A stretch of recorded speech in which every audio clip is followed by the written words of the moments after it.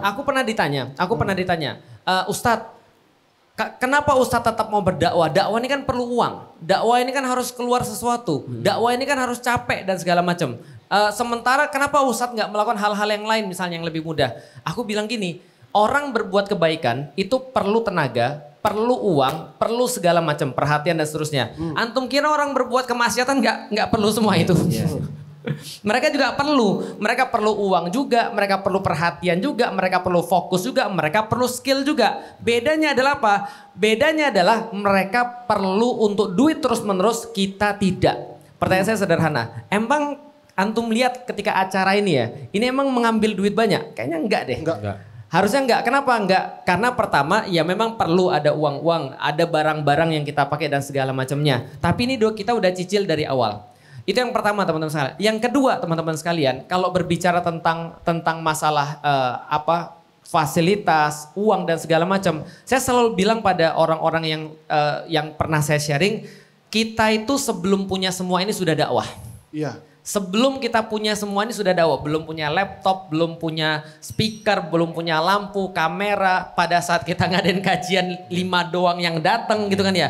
Dan kita tidak peduli. Kenapa? Karena kita melakukan ini untuk keperluan kita sendiri, bukan untuk keperluan orang lain. Jadi nggak apa-apa, sama-sama capek, tapi dia senantiasa konsisten perlu duit, kita tidak. Pertanyaannya, gimana kita melihat dakwah semakin sulit, semakin panas dan segala macam? Pertanyaannya aku tanya sekarang, kalau dakwah nggak begitu, lantas kita dapat pahala dari mana? Paham nggak sih maksudnya kira-kira? Coba lihat ya, sahabat-sahabat yang baru masuk Islam pasca perang Badar iri dengan sahabat-sahabat yang ikut perang Badar.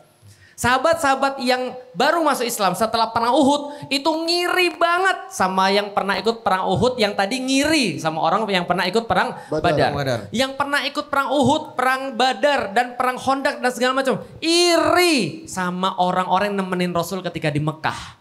Padahal antum tahu kapan waktu-waktu yang paling sulit di dalam dakwah? Ketika waktu-waktu awalnya.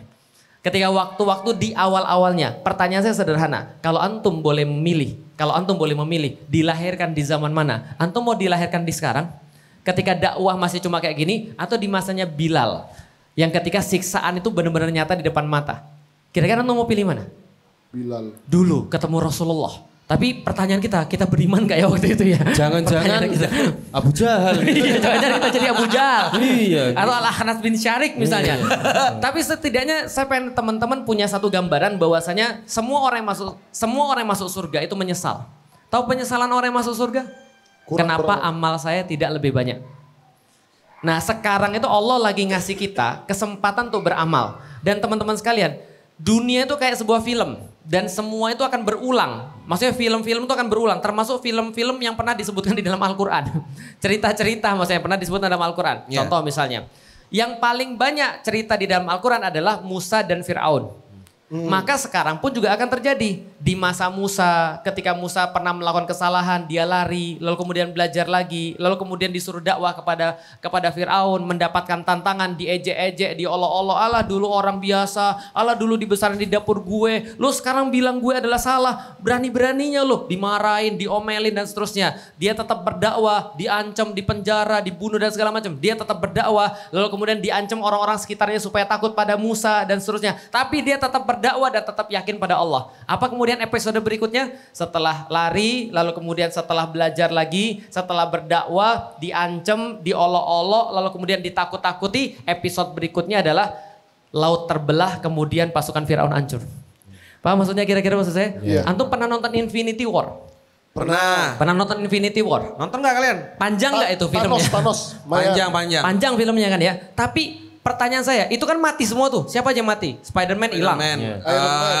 Doctor Strange hilang. Doctor Strange hilang. Ya. Yang ngitung loh berapa juta kemungkinan. Siapa? Black Panther hilang.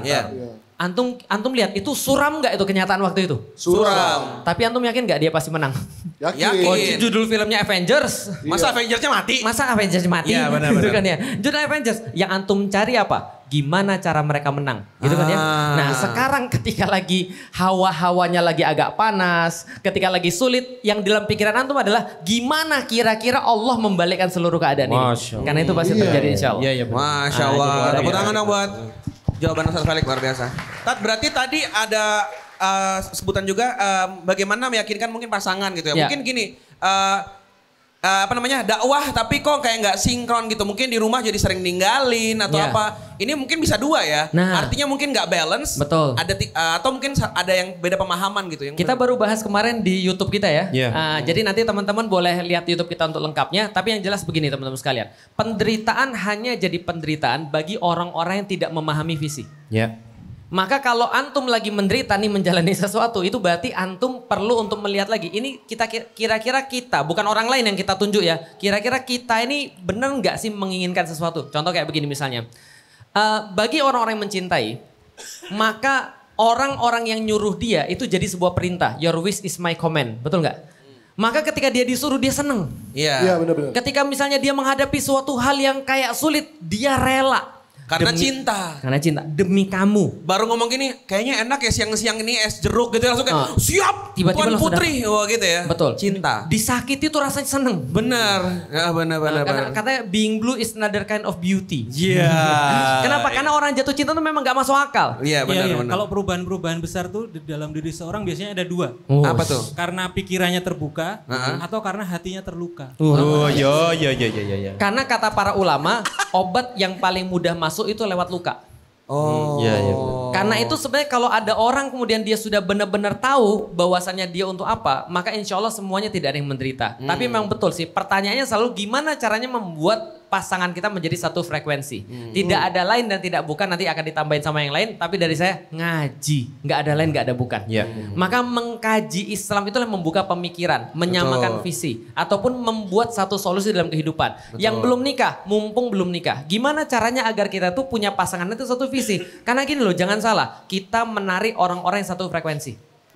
Kita narik orang-orang yang satu frekuensi. Betul, Tenang, otomatis ya, gimana dengan Asia dan Fir'aun? Antum, jangan merasa diri antum setinggi itu, gitu kan ya. Anda nggak setinggi itu kok, gitu kan ya. Itu kasus bagi yang spesial, gitu kan ya. Antum tuh masih orang biasa, jadi kasusnya nggak setinggi itu. Kalau kasus yang biasa yang beriman dipasangin sama yang beriman, insya Allah. Nah maka mengkaji Islam tuh penting banget, apalagi kalau belum ngaji. Nah monggo Mas Cahyo mau nambahin. Cukup sih. Luar biasa. Saya ada pola pikir tentang Ya. tadi itu ya. Ngomong ke istri dan Ya. ngomong balancing antara dunia dan akhirat. Oh ya, Iya, sebagai iya. ahlinya ya, Iya. benar. Kita ini kan hidup di negara dan dunia yang kapitalis ya. Iya. Betul. Bagaimana pakar Iya. menjelaskan Ini yang ngomong bukan saya, loh. Surya Paloh yang bilang. Oh, Iya. luar biasa. Indonesia ini cuma terlalu malu untuk mengatakan dirinya sekuler kapitalis. Betul, itu ada Oh, videonya iya, betul. ngomong gitu. Ada dia. Ada. Ada videonya. Aman. Kita kan ada di dunia yang sangat kapitalis. Maka kita harus tahu di dunia kapitalis ini value itu diukur dari untung atau ruginya materi. Bisa difahami ya? Jadi yang disebut bagus kalau kalian profit, yang disebut jelek kalau kalian rugi. Gitu, sesederhana itu aja. Halal haram nggak ada urusan. Karena dunia kita kapitalis. Nah, kita punya currency juga yang Allah minta kita untuk lebih fokus ke sana. Yaitu apa? Ada pahala dan ada dosa untuk ditinggalkan. Jadi yang untung itu yang ada pahalanya, yang rugi itu Ada yang ada dosanya. yang ada dosanya. Jadi kalau kata orang kapitalis, mendingan dosa yang penting untung daripada pahala tapi bingung sendiri. Iya kayak gitu. Pahala tapi rugi. Iya. Kalau orang Islam sebaliknya, nggak apa-apa deh rugi. Yang penting ada pahala. pahalanya daripada sebaliknya. Untung tapi kemudian Nah, dosa. oke, sekarang kita berbicara tentang currency yang Allah minta tadi ya, pahala, dosa. Ketika kemudian kita berpikir gimana cara kemudian mencari pahala terbaik, maka jalan salah satu yang utama adalah dakwah. Betul. Kalau kita pakai currency untung rugi, saya yakin teman-teman pasti dakwah kok. Cuma ya dakwahnya jadi sampingan. Iya. Jadi Iya. sekedarnya, mungkin teman-teman masih sempat nge-share, mungkin teman-teman masih sempat nge-like, nge-komen. Karena teman-teman masih punya aktivitas utama untuk nyari untung. Tapi ketika kemudian kita beralih kepada urusan yang gimana caranya biar bisa paling berpahala, tentu urusan untung itu juga tetap ngikut. Sama kayak orang yang berpikir tentang urusan untung diutamakan, pahala juga ngikut, cuma sekedarnya. Ini kebalikannya. Iya, kita balik. Kita mikirin gimana caranya kita bisa hidup di konsep yang paling berpahala. Maka yang namanya untung itu juga ngikut. Terus ada yang nanya, berarti untungnya dikit dong. Karena kita kan fokusnya nyari pahala. Disinilah kemudian Allah meyakinkan kita dengan kalimat intang surullaha yang surkum wa yusabits akdamakum. Kalian tolong agama Allah ini, Maka urusan kalian Allah yang teguhkan. Allah yang beresin. Pertanyaannya, ini tanya kepada diri kita sendiri. Kita itu mau urusan kita yang tanggung dengan kemampuan kita yang gak seberapa, atau udah aja kita serahin ke Allah, kita lanjutin apa yang Allah minta? Serahin ke Allah. Serahin ke Allah Serahin dong. ke Allah. Kita fokus kepada apa yang Allah minta. Allah minta ibadah, kita ibadah. Allah minta bentuknya dakwah, kita dakwah. Sisanya kemudian kita pasrahin ke Allah. Di situ kemudian kita akan melihat keajaiban ayat itu. Kemarin kiai kita punya pesantren di daerah apa tuh namanya? Tegalwaru. Ciampea. Tegalwaru. Ya, namanya Tegalwaru. Mahat Syaraful Haromain. Jadi guru kita semua namanya Kiai Hafiz Abdurrahman itu bangun pesantren yang Masya Allah di sana. Suatu ketika ada salah satu wali santri ngechat, susah air. Kemudian jadi anak-anak santri itu harus nunggu kayak 2 jam untuk nampung mandi. 1 ember. 1 ember. Padahal ada berapa di situ ya? Sekarang 300-an. Ada 300. Info ini sampai ke Ustadz Felix, dilalahnya. Kebetulannya Ustadz Felix lagi bareng saya di mobil. Terus saya bilang, ya udah Ustadz, iseng aja yuk kita coba bantu pakai share. Kita coba bikin story. Teman-teman bisa bayangin, 1 story jam berapa Ustadz ya? Jam 1. Jam 1 kita nge-story, malam harinya kumpul duit 80 juta. Besok paginya kumpul duit 120 juta. Beres itu sumur, kita bikin bor, kita bikin macam-macam. Penampungan dan lain-lain. Anak santri alhamdulillah mandi semua. Yang kemudian saya mau sampaikan bukan masalah hebatnya duit kumpul. Kan waktu itu rekeningnya pakai rekening saya. Karena ini lagi buru-buru banget, pokoknya gimana caranya cepet. Yang ngirim duit itu loh. Kalau yang 10 juta, 5 juta bagi saya ya orang biasa. kaya. Agnia gimana sih? Antum tahu yang paling banyak itu berapa? 10.000. 20.000. Saya batin. Ya Allah, ongkos kirim aja 6.500. Gitu kan ya. Transfer antar bank 6.500, dia sedekah 10.000. Dan mungkin dia ada keperluan. Artinya, saya mau nyampein sama teman-teman semua, kalau kita berpikir dakwah kan butuh duit. Enggak. Duit yang butuh dakwah. Betul. Karena ternyata setelah kita berdakwah, orang kemudian tahu potensinya. Sama kayak di luar yang orang untung rugi tadi. Kita kan kalau punya duit pasti pengen invest dong. Iya kan? Kan pengen beternak duit kan invest berarti kan ya. Kita pasti akan berpikir bagaimana caranya nginvest ke perusahaan yang untungnya paling banyak. Kalau di luar, di kapitalis. Kalau di Islam sama. Akan ada jutaan orang yang berpikir bagaimana uang saya bisa saya investasikan ke yang pahalanya paling banyak. Dan beginilah skema Allah menolong orang-orang yang berdakwah. Jadi Masya Allah. Tepuk tangan. Sangat bijaksana semenjak punya kucing Aku ada ya. pertanyaan, Nat. Aku diajarin kucingku sih. Kucing Anda syariah sekali.